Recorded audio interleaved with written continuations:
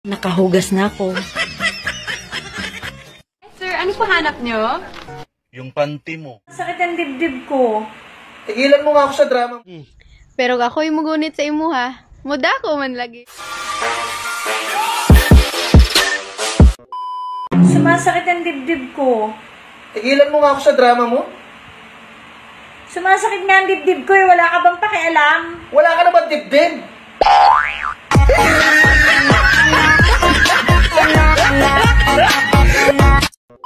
Ako'y mugunit sa ako gamay lagi. Pero ako'y mugunit sa imo ha. Muda ko man lagi.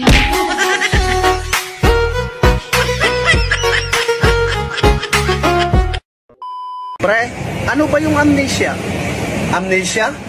Yan yung magiging sakit mo kapag nangutang ka.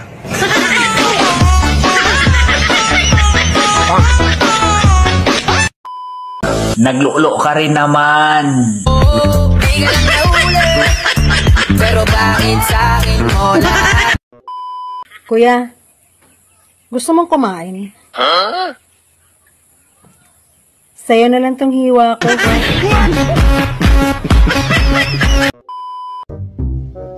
Love, halimbawa nalaman mo nagtaksil ako sa'yo. Mamahalin mo pa ba ako? Oo naman. Gusto mo bigyan pa kita ng bulaklak eh. Para saan? Para sa puntod mo. No. Sweetheart, miss na ako Okay, sige. Tandaan mo ha. Kung anong itsura mo nung umalis ka, dapat ganyan ka rin pag bumalik ka. Yeah. Ay, na ako Ano, hindi pa sila sa akin. Hi sir, ano po hanap nyo? Yung panty mo.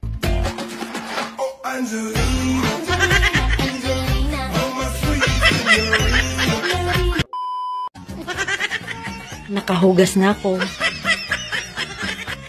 Gusto mong kumain?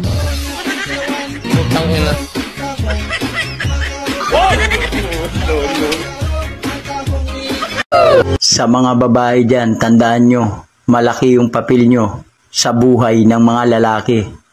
Dahil ang mga lalaki, ang haligi ng tahanan. Kayo namang mga babae, ang tagapagpatayo ng haligi.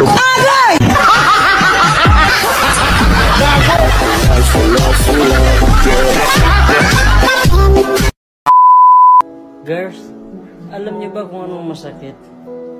Yung feel na feel mo kasi dami mo manliligaw. Tapos, babaero pala nasagot mo.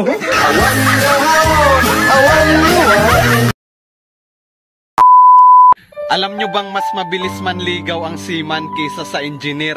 Kasi pinaplano pa lang ni engineer, sinisisid na ni seaman.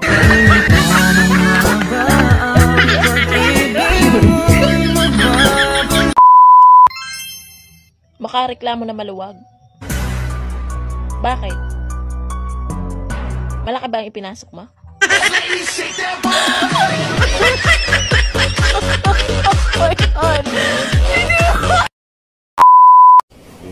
Be, tulungan mo naman ako sa problema ko, Be. Utang na loob. Kanina doon tayo sa mall, hindi ka nagsabi kung anong problema mo, ano pagkulang sa'yo. Ngayon, dito na tayo sa bahay. Bago ka magsabi, Be, tulungan mo ako sa problema ko. Utang na loob. Hindi na talaga kita maintindihan. Ano ba talagang problema mo, ha?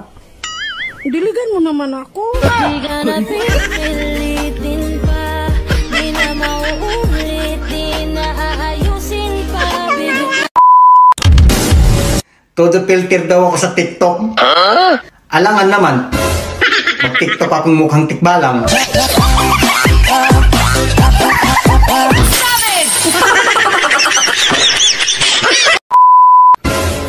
Painumin ang nauuhaw. Pakainin ang nagugutom. Diligan ang natutuyot.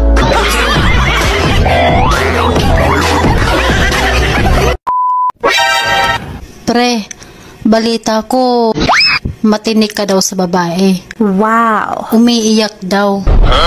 Kapag naghihiwalay kayo. Ano bang sekreto mo? Atin-atin lang to ha. Sinusuntok ko.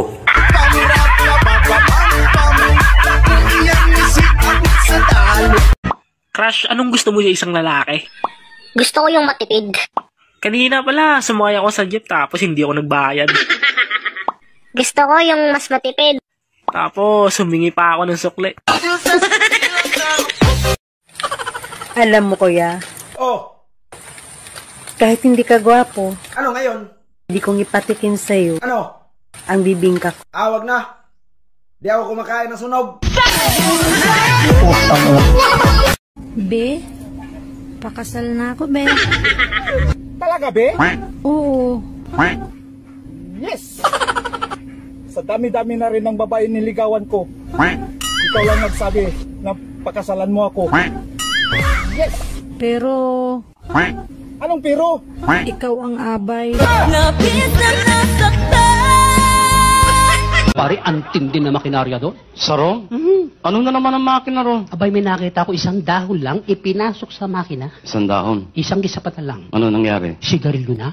Ganon kabilis? Tapos may nakita ko isang buong baka hinihila. Isang buong baka? Pinasok sa makina. Yung baka? Isang kisapa na lang. Ano nangyari? Corn beef dilata na. Oh, matindi. Ang bilis sarong. Pero mas matindi ang Pinoy dyan. Sandali lang. Wala pang ganyang makina sa Pilipinas. Saka mas matindi ang Pinoy. Mapapahiya ka lang dito. Matindi ang Pinoy. Dito sa Pilipinas? Oo. Anong makina rito? Dito isang hotdog lang pinasok, paglabas bata na. Ibang makina yan eh. Move on? Sa una lang yan masakit. Tingnan mo bukas. Malandi ka na ulit.